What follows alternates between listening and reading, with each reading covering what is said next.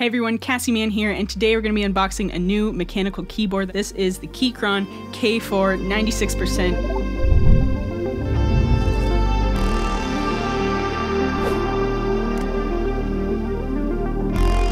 This here is my original keyboard, the Logitech K380. It's a little guy, so you can see the comparison of the size of the box. I got the swappable RGB backlight aluminum with the brown switches. Keychron includes this little thing saying to make sure that the switch pins are straight before inserting them. Also saying that the tilde key, that's called tilde in case you didn't know, only accepts 3-pin switches as there's not enough room under this key due to the Type-C port. So that means that if you have 5-pin switches, then that won't work for this. You have to have 3-pin. Let's take this guy out.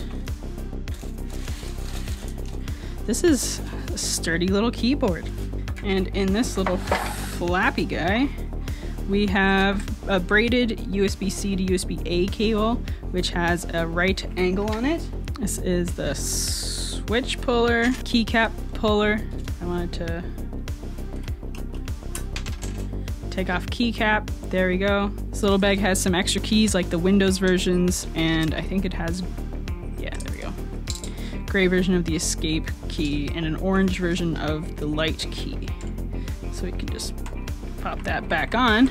It also has these little feet, 2 levels of feet if I wanted to have it angled at all, which I don't think I do. There's these little switches on the side that say Bluetooth off and cabled and Windows or Mac. It's probably because it's kind of light outside, but you can't really see the RGB. It's like very faint. And yeah, let's hear how it sounds.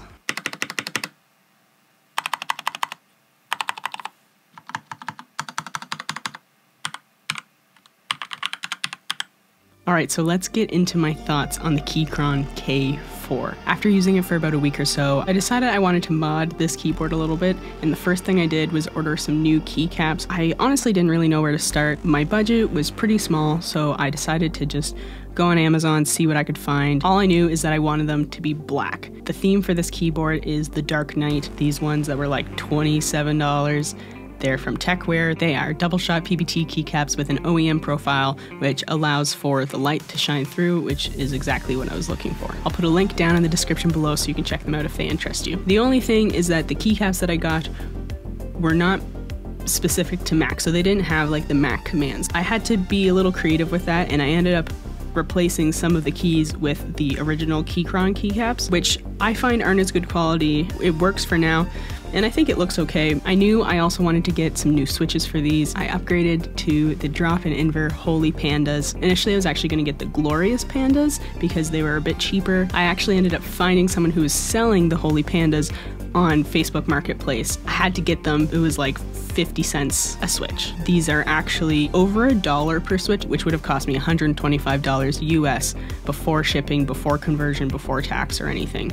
So that was pretty expensive, and I ended up finding about 120, 130 switches for $60 Canadian, which is a wicked deal. One thing that I also wanted to do was lube my switches. I also got this little lube station and switch opener from a company called R&D Keyboards. They're based out of Calgary in Canada, and it was great. Really made the process go a lot quicker and a lot smoother when it comes to lubing your own switches. I kind of did it in different pieces. I would do like 10 switches, take a break, do another 10. After a little while, I decided I wanted to speed up the process a bit, so I decided to use the bag lube method for my springs. I actually used a little jar to shake them in because I don't really own plastic bags. That helped speed things up a little bit. I actually did some of this on my stream. I stream on Twitch every once in a while. Can't say it's all that consistent, but whenever I get a chance, I'm usually live on there. You can check it out in the links down in the description below, twitch.tv/CassLman. After all the looping was done, it was time to make the switch with the switches. I had to remove all of the original keycaps and the Gateron brown switches,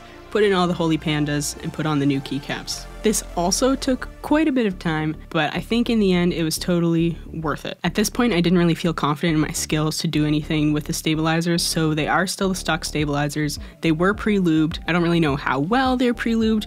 They're okay for now, but I just didn't feel confident in doing that. Another thing I wanted to do with this keyboard was add a layer of foam in it just to help dampen any high-pitched frequencies that were resonating throughout the case. And so I decided to actually use the stock foam that came in the box. Took all the screws out, took the plate off, and then tried to take out the battery from the PCB, and I struggled a lot. I couldn't get it. So I decided to just give up and just leave the battery in. Disclaimer, don't do this at home. I am not a trained professional at all, but I decided that I just wanted to get the foam in, and I tried to cut the foam to size while it was still plugged in. One thing that I will say that I didn't do was I didn't put any foam over the battery. I'm not sure if this foam was safe to put in here, and I didn't want to risk anything blowing up. So far it's been okay ever since, but I just still didn't want to risk it, so I put the foam around the case in the bottom but left out the spot where the battery is. Then I put it all back together and started adding the Lubed Holy Pandas to the keyboard. I knew I was going to use the original media keys from the Keychron Keycaps, and later I decided that there was a couple other ones that I was going to keep as well, just because there wasn't quite the right size, or it just like didn't look as good with the other one. And so yeah, I ended up switching out a couple of the black ones after all, and came up with something that I think looks okay. So I just got a package in the mail, and I think it is my Artisan Keycap. I ordered one, and it's really special for my escape key on this keyboard, and it's the final touch that I need for this to be done. So let's check it out.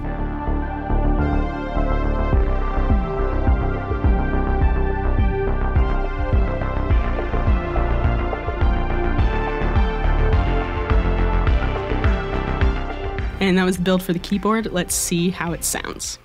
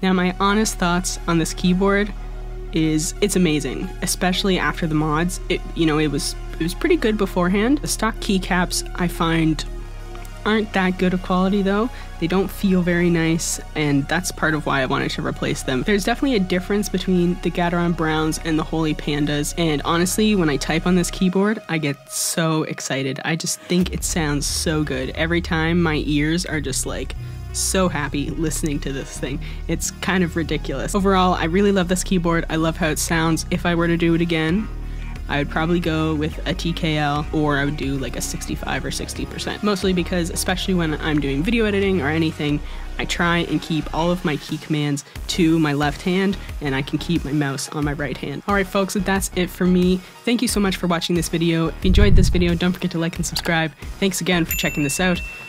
Have a good day.